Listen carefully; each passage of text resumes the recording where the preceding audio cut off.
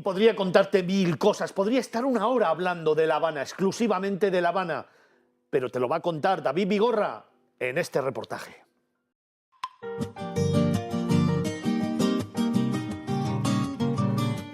Nuestra ventana al mundo de hoy nos lleva a viajar hasta La Habana, capital de la isla caribeña de Cuba, colonizada por España en el siglo XVI. Fundada el 16 de noviembre de 1519 por el conquistador Diego Velázquez, bajo el nombre de la Villa de San Cristóbal de La Habana, su ubicación estratégica en el Golfo de México la convirtió en un importante puerto comercial y militar que atrajo el interés de piratas, corsarios y potencias extranjeras. A lo largo de los años ha sido testigo de la interacción de diversas culturas, desde la española hasta la africana y caribeña. Este crisol cultural ha dado forma a una ciudad única, rica en tradiciones y patrimonio.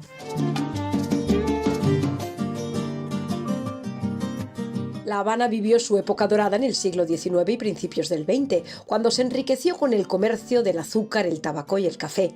La ciudad se vistió con edificios de estilo neoclásico, barroco y art déco, que pasarían a formar parte de su patrimonio cultural. Edificios como el Capitolio Nacional, el Gran Teatro, el Paseo del Prado o el Malecón son algunos ejemplos de esta arquitectura monumental que aún prevalece. Tras el triunfo de la Revolución cubana en 1959, La Habana se convirtió en el centro político, económico y social de la isla. La ciudad sufrió el impacto del bloqueo económico de Estados Unidos y vivió también el colapso de la Unión Soviética, su principal aliado. En la década de los 90, La Habana experimentó un boom turístico que impulsó su desarrollo y su diversidad. Hoy en día la ciudad ofrece a los visitantes una mezcla de historia, arte, música, gastronomía y naturaleza que son únicas en el Caribe. La Habana Vieja, declarada Patrimonio de la Humanidad por la UNESCO en 1982, es el corazón de la ciudad. Al caminar por sus calles empedradas se pueden admirar sus plazas, iglesias, museos y su rico patrimonio colonial de palacios y patios llenos de encanto. Entre los lugares imprescindibles que visitar en La Habana se encuentra el Castillo de los Tres Reyes del Moro, una impresionante fortaleza que domina la entrada de la bahía. También el emblemático Malecón, un paseo marítimo que ofrece vistas impresionantes del océano y de la ciudad. Y como no, el Cabaret Tropicana, un espectáculo de música y baile imperdible que proyecta toda la alegría y el colorido de la cultura cubana. La Habana es ante todo una ciudad única que sorprende y enamora a quienes la conocen. Una urbe caribeña parada en el tiempo que conserva su esencia pero que se adapta irremediablemente a los tiempos. Es una ciudad que invita a descubrir sus secretos, a disfrutar de su ambiente y a compartir con sus gentes. La Habana sigue siendo un destino que cautiva los sentidos y el alma y que hoy te invitamos a descubrir. David, buenas noches. Hola, buenas noches, Fernando. Feliz Los año. pelos de punta, feliz año, los pelos de punta porque volver a pasear por La Habana, volver a descubrir esta vieja ciudad, volver a pasear, a mirar a derecha, izquierda, abajo y arriba, muy despacio, hace que me vengan a la cabeza recuerdos inolvidables que son los que te transmite La Habana cuando llegas a ella por primera vez y se te va metiendo poco a poco en el cuerpo y ya se te hace inolvidable, ¿eh? Así es uno de los temas principales de La Habana y es que cuando llegas te descoloca porque vas con la idea, bueno, de una ciudad, si no conoces nada, de una ciudad relativamente caribeña, pero lo que encuentras es algo que te sorprende. Y es que, aunque parezca mentira, La Habana fue un importantísimo centro comercial y portuario en el siglo XIX. Esto unido a la época de la colonización hace que La Habana tuviera unos edificios realmente impresionantes y que fueran comparativamente a una gran capital europea. No tenía nada que envidiar. Y es que estamos hablando, es curioso, porque hasta 1770 La Habana era un caos. Estaban más preocupados en la protección, en construir murallas, en construir castillos de defensa, que en otra cosa, porque estaban, al ser un centro comercial tan importante, todo el día los estaban atacando, guerras, piratas, y hasta el 1777 no empezó ese cambio.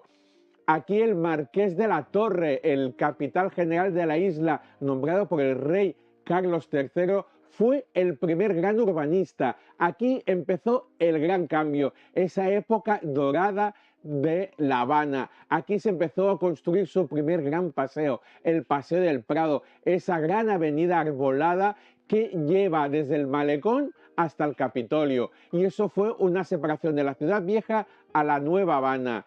De aquí ya pasaríamos a otro gran edificio, el Gran Teatro de La Habana.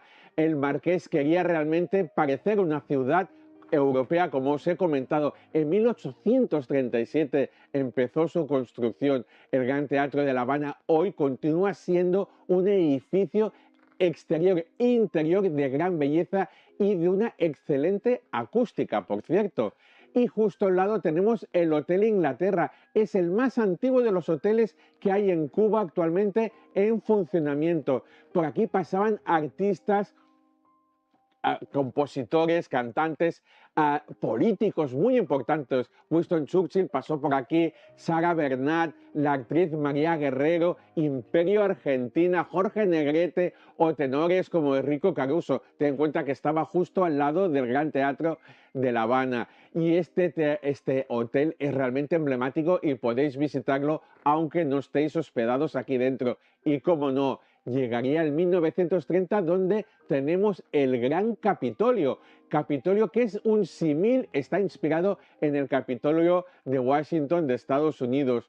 Es el kilómetro cero de Cuba y además, para ser distintos, es 1 metro más alto, 1 metro más ancho y 1 metro más largo. Es curioso para hacer el símil de la diferencia y ser un poquito más. Y atentos, alberga el tercer reloj más grande del mundo. En su cúpula tiene una esfera de 5 metros de diámetro y un péndulo de 12 metros de largo. Para flipar. Realmente es una visita muy interesante de realizar. Y de aquí llegarían los locos años 30.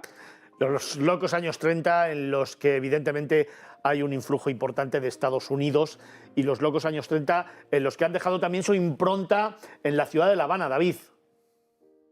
Así es, aquí tenemos, en 1930 tenemos 2 edificios mega importantes que se construyeron. El edificio Bacardí, una joya, realmente una joya del Art Deco, que era la sede de la compañía de ron Bacardí, que luego en la Revolución fue expropiado y reconvertido en la sede de la Academia de las Ciencias, hay que decirlo.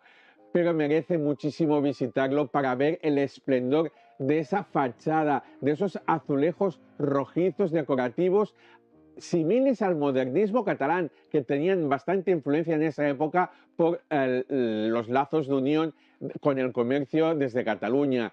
Y hacen un efecto cromático increíble y se debe visitar, que además fue rehabilitado con dinero de la UNESCO en 1990. Y llegaría otro gran edificio. Este es de una historia que necesitaríamos todo el programa para hablar. El Gran Hotel Nacional de Cuba. En 1930 se inauguraba. Sí, señor. Es un hotel totalmente de estilo ecléctico entre Art Deco, neoclásico y neocolonial. Lo importante es que el lujo, la elegancia y la distinción de los servicios de primera categoría continúan desde que se abrió hasta el día de hoy intactos. Es un emblema para el país. Y aquí se jugaron 2 eventos importantísimos. El 1930 es la época de la mafia. No podemos ni ocultarlo ni esconderlo. De la mafia de Estados Unidos que se instaló aquí en Cuba para abrir sus casinos y el juego.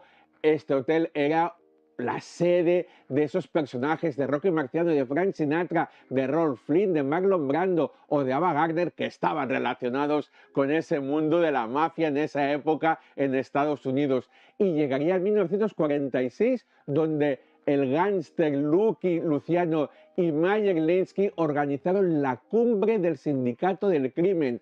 Todos los capos de la mafia de Estados Unidos y de Europa se reunieron en este hotel. Pero una fecha que no podemos olvidar y que mucha gente se olvida es octubre de 1962. Aquí hubo una reunión secreta entre Estados Unidos y la Unión Soviética para llegar a un acuerdo por los misiles cubanos, la crisis de los misiles cubanos. Por fin llegaron aquí un acuerdo que nos libraría de una catástrofe de la Tercera Guerra Mundial que estuvimos así de que se produjera. Sí, señor, y seguro que muchos de esos personajes en algún momento tuvieron la oportunidad, David, de dar un paseíto por el Malecón, que es otro de los grandes lugares emblemáticos de esta ciudad de La Habana, donde se celebran, donde se producen algunas de las imágenes más espectaculares de esta ciudad. El Malecón, que el Malecón es la obra faraónica cubana, porque tardaron nada menos que 57 años en construirse. Se construyó en 7 fases distintas. Estamos hablando de 8 kilómetros, pero de longitud de 6 carriles. Es una vía de 6 carriles que lo que hace es proteger del temporal y del oleaje del mar. Y lo que hicieron es elevarlo 4 metros sobre el nivel del mar y construir esta vía de 6 carriles. Aquí se tuvo, evidentemente, lucharon contra los arrecifes, la irregularidad de los arrecifes que separaban el mar con la tierra, la complejidad de la cimentación en esa época. En 1901 empezaron y acabaron en 1958. Hoy en día es un lugar de encuentro tanto para los habaneros como para los turistas. Aquí los turistas vienen a pasearse con esos coches de época, y los habaneros vienen a pasar la noche, esas noches calurosas, vienen a tomar el fresco, a caminar, a correr o a pasear con sus parejas. Es un lugar ideal de encuentro. Oye, una ciudad, si te parece, porque tengo que ir ya terminando, en la que hay algunos lugares emblemáticos en esa ciudad vieja que no podemos dejar de visitar. ¿Me los narras rápidamente? Mira, lo principal, yo empezaría por la catedral.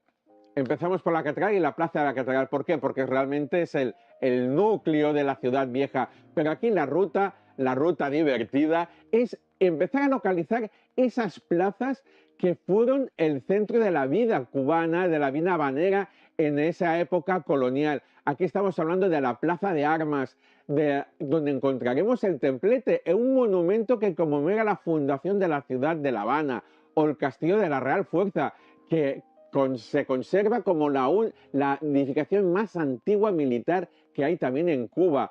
O encontramos también el Museo de la Ciudad, la Plaza de San Francisco de Asís, de ambiente turístico y que fue puerta de entrada de la ciudad de los viajeros que llegaban desde el mar. Otras plazas interesantes es la Plaza Vieja, que por cierto es la plaza más nueva que tenemos hoy en día en la ciudad de La Habana. Una plaza que está repleta de museos y de centros interesantes como el Museo del Naipe, la Fototeca de Cuba, muy interesante, o el Planetario. Oye, David, yo te voy a plantear 3 bebidas y tú en un segundo me dices o me las relacionas con 3 lugares que a mí, bueno, me fascinan. Antes de hablar del Cabaret Tropicana, que tiene que ser nuestro final de recorrido, si yo te hablo de ron, ¿de qué me hablas tú? Mira, el ron, evidentemente ron en Cuba es intrínseco. No puedes nombrar la palabra Cuba y no nombrar el ron. Y es que el Museo de Ron Habana Club es un imprescindible para visitar. Y aquí, por cierto, aparte de conocer el proceso de fabricación de ron, que es muy interesante a partir de la caña de azúcar, descubriremos el nacimiento de esta bebida tan peculiar que todos hemos tomado alguna vez, que es el Cuba Libre, que es la mezcla de ron y Coca-Cola. Nació aquí y nació en el siglo XIX, por cierto, a partir de la lucha de la independencia por Cuba. Y es que los soldados estadounidenses destacados en la isla empezaron a mezclar su famosa Coca-Cola con el ron. Y de aquí nació el Cuba Libre. Si te pregunto por el mojito...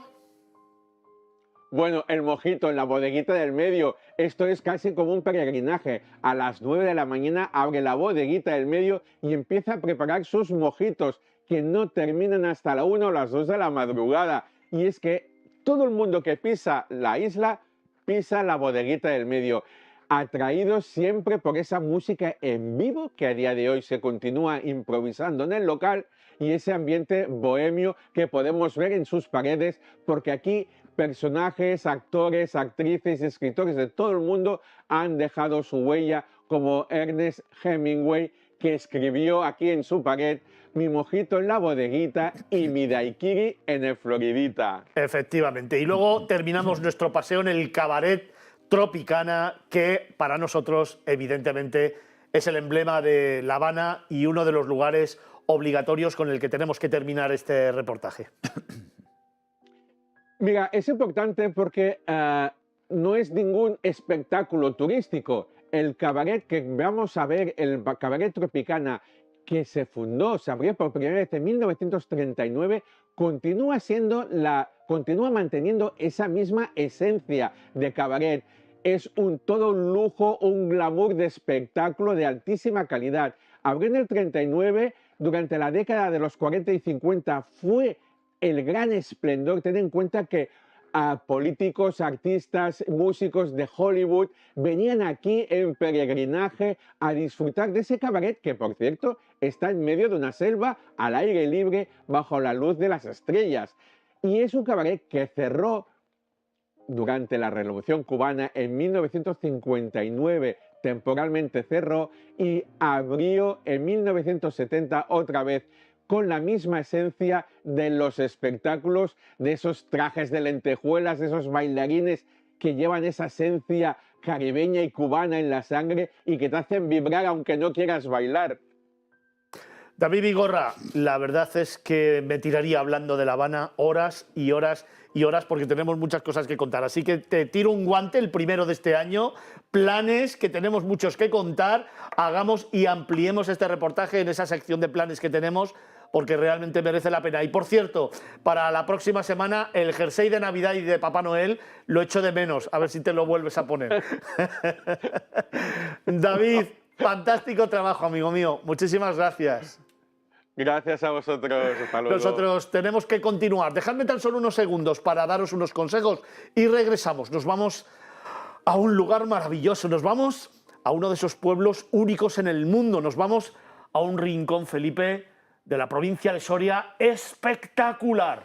Un lugar de esa provincia tan desconocida y que tiene tanto guardado que nos tiene que enseñar. ¿Y que se llama? Pues hombre, el Burgo de Osma. El Burgo de Osma en Soria. Dejadme tan solo unos segundos y regresamos de inmediato para esos más de 2.100.000 telespectadores que todos los fines de semana nos seguís aquí en Movistar Plus, en Miradas Viajeras, el Burgo de Osma en Soria. Abrimos ventana a España en tan solo unos segundos.